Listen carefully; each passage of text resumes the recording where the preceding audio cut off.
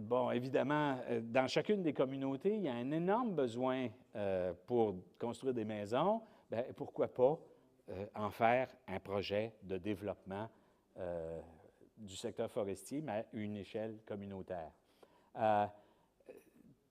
Avec le nouveau régime forestier, on va avoir besoin d'un paquet d'informations et surtout de moyens pour rassembler cette information et la rendre utile dans la planification des opérations, dans le suivi des opérations.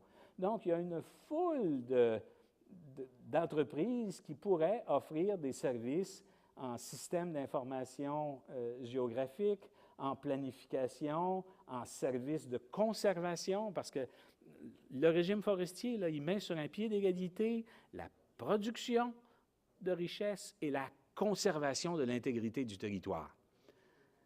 C'est l'intention. Ça ne sera pas facile, mais c'est l'intention, et ça, c'est radicalement nouveau, et ça va exiger beaucoup d'entreprises qui vont donner des services. Ça ne pourra pas se vivre seulement qu'avec les fonctionnaires. Aussi, les services offerts à l'industrie et, bien sûr, des produits forestiers non traditionnels. Je viens d'acquérir un beau capteur de rêve, là.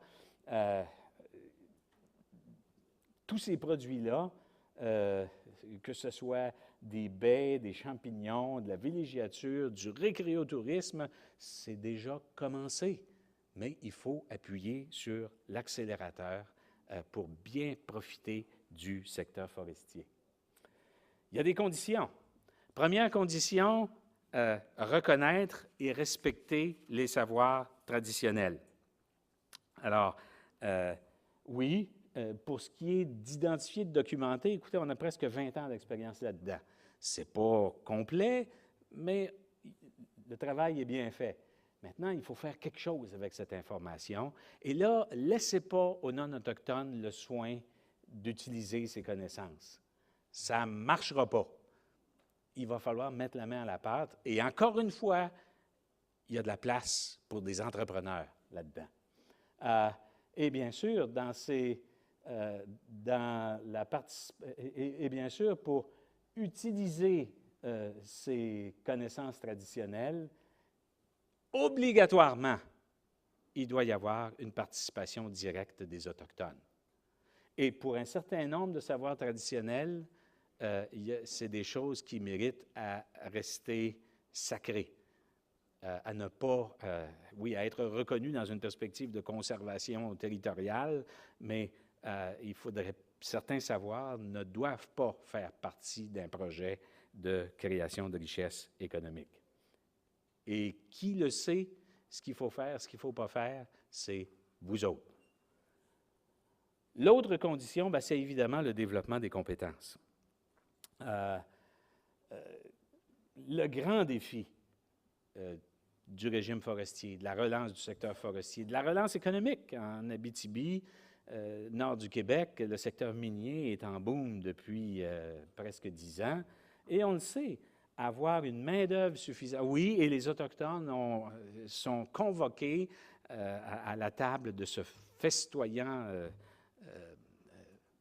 banquet, mais il faudra, pour bien en profiter, avoir une main-d'œuvre suffisante, avoir une main-d'œuvre bien formée, avoir une main-d'œuvre qui est capable de faire ses preuves avec des compétiteurs de classe internationale.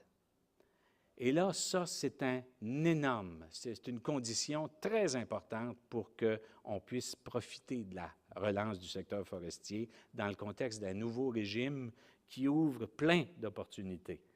Je suis tombé sur un chiffre en préparant cet exposé, et comme je ne suis pas arrivé à me le faire confirmer, mais c'est très inquiétant. 75% de la population autochtone n'aurait pas de diplôme de formation de base ou de formation professionnelle. Si tel est le cas, on va avoir de la difficulté. Mais voyons pas ça comme une difficulté. Voyons ça comme une opportunité à se dépasser. C'est obligatoire si on veut profiter de ces belles occasions. Donc, il y en a plein d'opportunités, d'occasions d'affaires. Le vrai défi, oui, il faut respecter le savoir traditionnel, reconnaître sa culture, son identité et surtout la reconnaître dans le territoire. Oui, il faut se former, développer une expertise, mais il faut aussi oser des projets d'entreprise. Et là, je vous amène chez les Inuits, une recherche que j'ai supervisée avec un étudiant brillant à la maîtrise qui maintenant fait son doctorat à UBC, mais toujours dans cette idée de c'est quoi les clés de l'entrepreneurship autochtone. Alors, ça s'est passé chez les Inuits de Mastoyache. Alors, c'est entrepreneur forestier Inuit de Mastoyache. Et de l'autre côté, là, c'est les entrepreneurs forestiers non autochtones. Alors, on avait un grand projet qui a fait une enquête auprès de quelques centaines d'entrepreneurs forestiers. Et là, entrepreneurs forestiers, c'est des gens qui possèdent des machines pour faire de l'abattage, possèdent des machines pour faire de la voirie forestière, ont de l'équipement pour faire de l'aménagement forestier, que ce soit de la plantation, du débroussaillage, de l'éclaircie commerciale. Alors, l'idée, c'était... Et à Mastoyache, on a des entrepreneurs forestiers. Évidemment, on n'en a pas beaucoup. On en a une douzaine. Alors, l'étudiant avec lequel je travaillais, on s'est concentré sur ces entrepreneurs-là, mais ça a été c'était un sous-volet du grand projet qu'on a fait avec d'autres étudiants.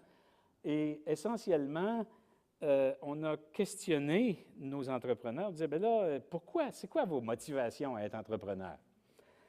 Oh, surprise, pour être son propre patron. Et il n'y a pas vraiment de différence entre les deux. Mais là où il y a une différence, et une différence très importante, c'est dans cette idée de se sentir utile à sa communauté.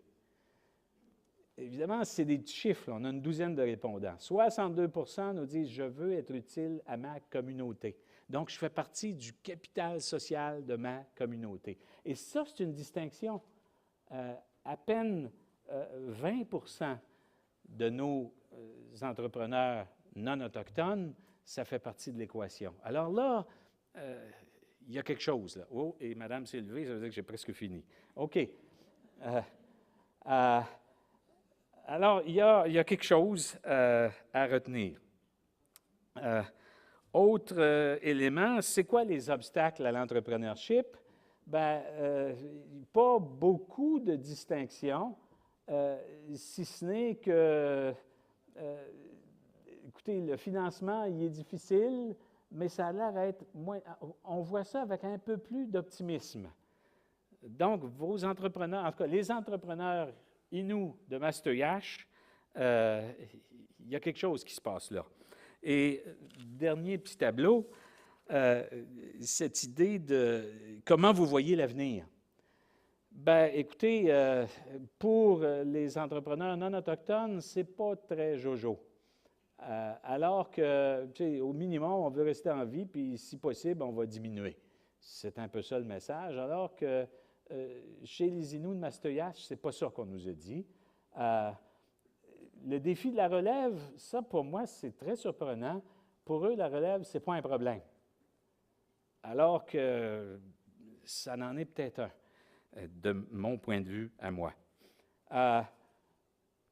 Ce qu'on peut retenir de cette étude, c'est que oui, il existe un esprit d'entreprise qui repose sur le goût du défi, sur l'engagement communautaire, cette volonté par le développement d'une entreprise de participer à l'élaboration de l'identité. C'est un peu aller trop loin, là, mais à l'ancrage de l'identité autochtone, cette idée de faire du réseautage pour développer des occasions d'affaires, pour mieux se financer, pour avoir de la croissance, et une attente.